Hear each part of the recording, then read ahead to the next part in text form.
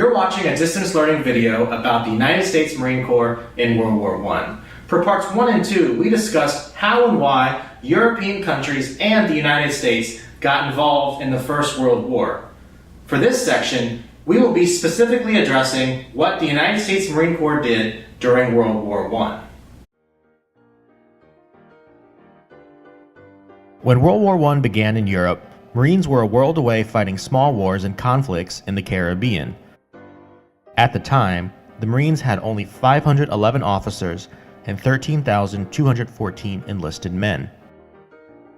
The mission of the United States Marine, according to then Brigadier General John A. Lejeune, was to, quote, be the first to set foot on hostile soil in order to seize, fortify, and hold a port, a principle dating back to the American Revolution when Marines landed in Nassau on the island of the Bahamas in 1776.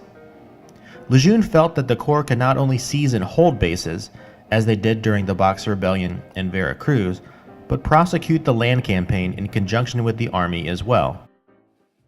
Marines would have their chance during World War I, as the war dramatically expanded the United States Marine Corps to over 75,000 officers and men at war's end. When the U.S. declared war on Imperial Germany on 6 April 1917, the United States Army and United States Navy were short on manpower and training.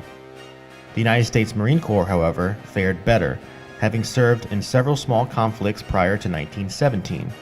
Back then and now, Marines are expertly trained with the rifle in hand-to-hand combat, two traits that would come to impress fellow allies during World War I.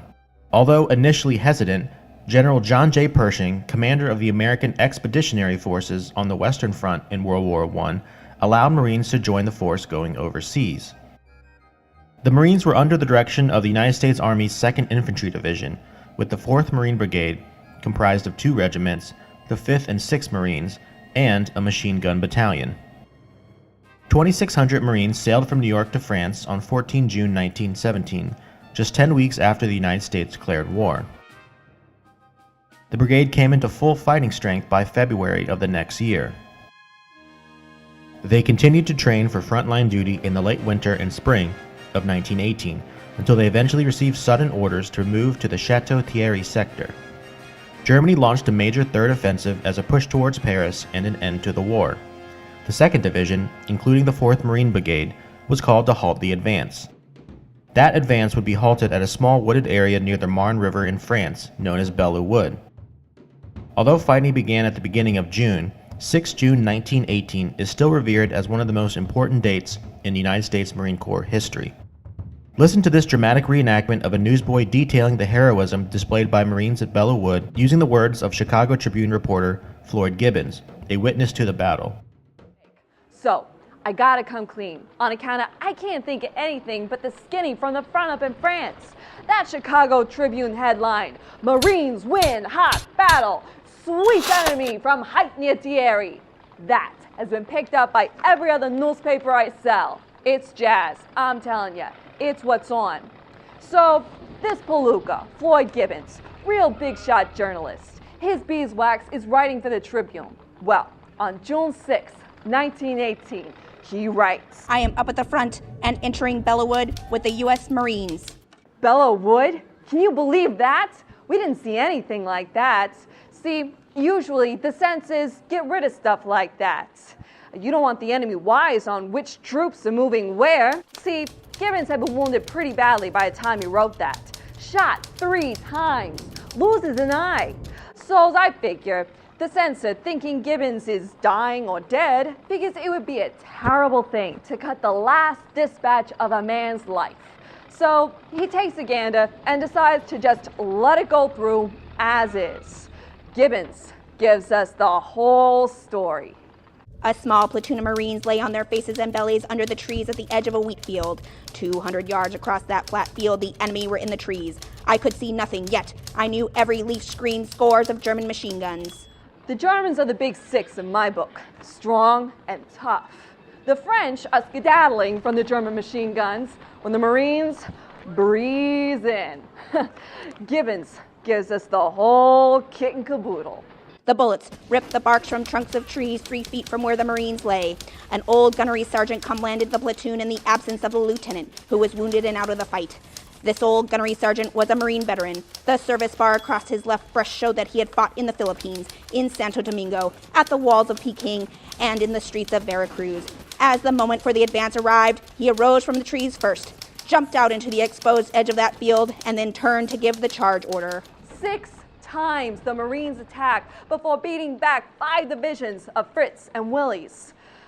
20 days later, Marine Major Maurice Scherer writes, "Woods, now U.S. Marine Corps entirely." Eat your heart out, Kaiser. The Marines stopped the Hun from breaking through to attack Paris and reversed the course of the war. They say the Germans used names like Hohenhunde and Typhonshunde, Hellhound and Devil Dog to describe the Marines. The Marines were so jazzed they added Devil Dogs to leathernecks. Attaboy, boys. By 26 June, the Marines had finished clearing the Germans out of Bois de Belleau, or Belleau Wood. After a month of continuous fighting, Marines suffered 9,063 casualties. The French Army, in appreciation of the valor of the 4th Marine Brigade, officially renamed Belleau Wood as Bois de la Brigade des Marines. Fighting for the 4th Marine Brigade did not end there. Our World War I gallery details the hard fighting that Marines went through during the remainder of the war. The Marine victors of Belleau Wood participated in the 1918 summer advance that probed the Hindenburg Line, a series of German defenses in northeast France that threatened an Allied victory. After colliding with the last great German offensive at Soissons in July, the Marines attacked on a broad front at Saint-Mihiel in mid-September, starting an enemy withdrawal that dissolved the long stalemate. Marines seized Blancmont, decisively breaching the Hindenburg Line.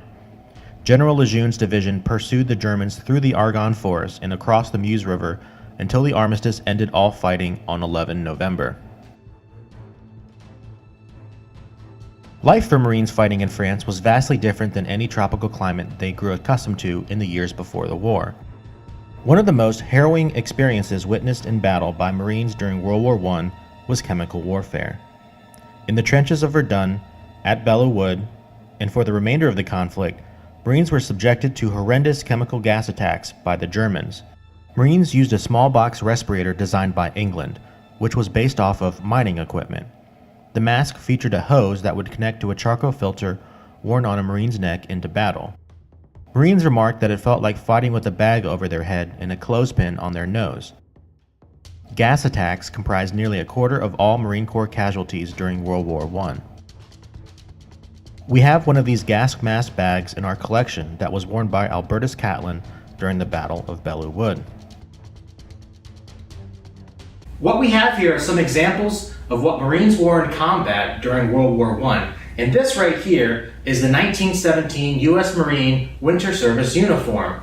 You see we have the forest green service jacket right here. We have a cartridge belt below, which is going to be held at the waist for all of your bullet cartridges. We have this bag here that would hold your small box respirator, and this is what all Marines would wear in the event of a chemical attack, because many Marines were actually gassed during World War I, especially during the Belleau Wood time frame.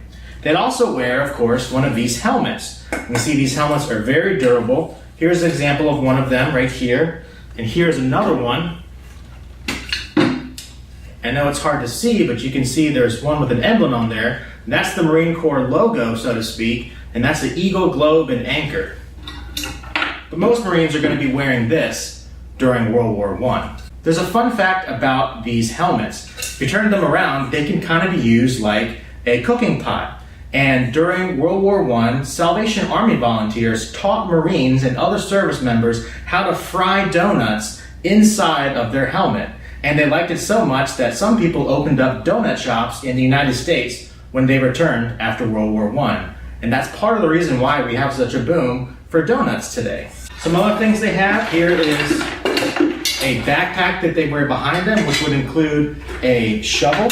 And this shovel would be used, of course, for digging trenches, and in the event of some aggressor coming towards you, it could be used also as a weapon.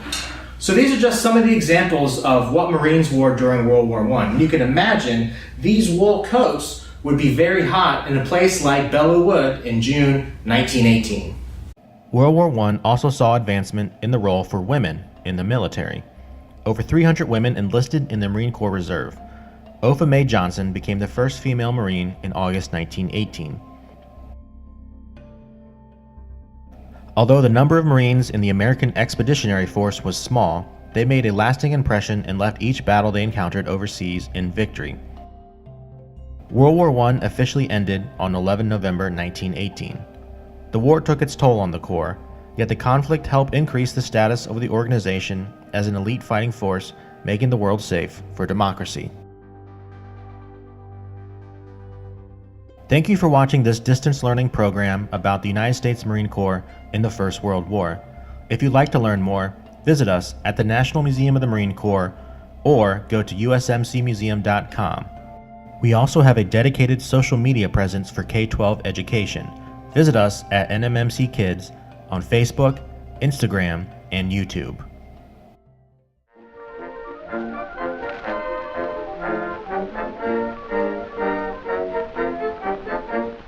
Johnny, get your gun, get your gun, get